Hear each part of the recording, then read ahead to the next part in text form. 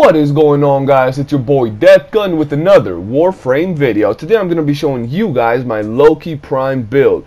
To be specifically, my Loki Invisible Madness build. So without further ado, let's get right on to it. Alright guys, as you can see, we're focusing on duration.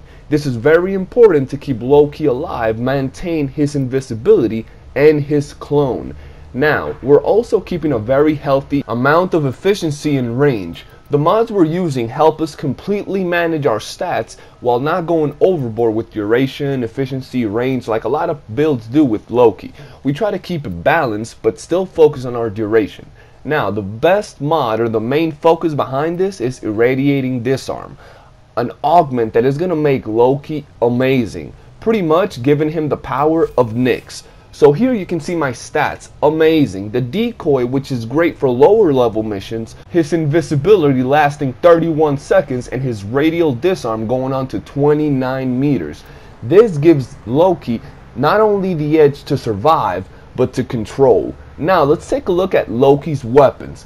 His primary is the Czar, a little different than the other builds you've seen me use.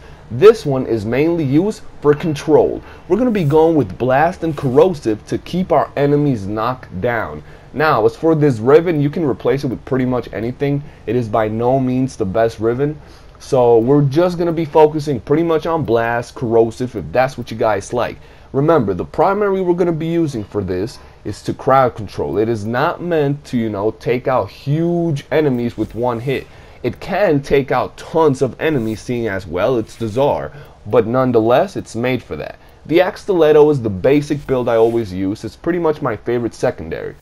As for my melee weapon, we're going to be going with the condition overload MIOS.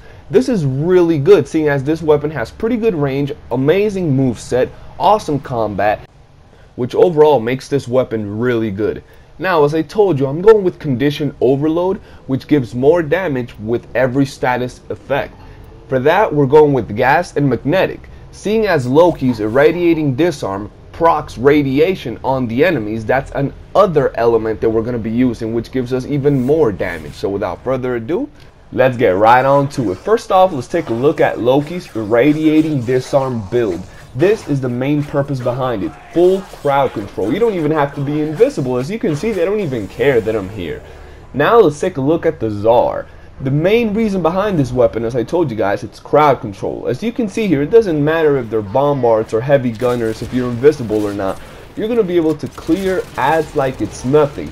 And since they don't target you, you have nothing to worry about. And as they're hitting each other, they'll group up. So the more enemies, the more effective. As for my secondary, it's the axe stiletto. Nothing special, regular axe stiletto build as you just saw.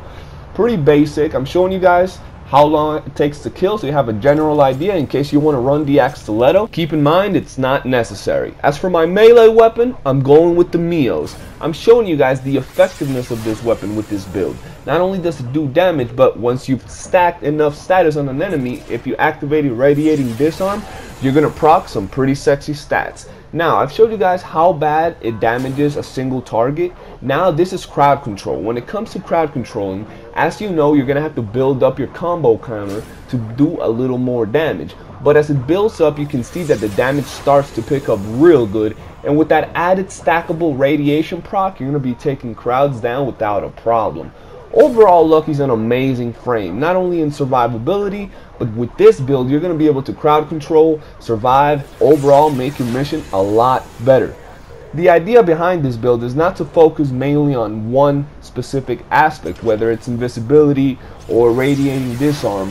The idea is to use all the tools to completely make your farming sessions, your missions, your sorties much more fun and enjoyable. The idea is to get Loki's abilities to be used all the time and equally as much. So yeah guys, I hope you've enjoyed the video. Make sure to smash that like button and subscribe. For now, your boy deathgun out.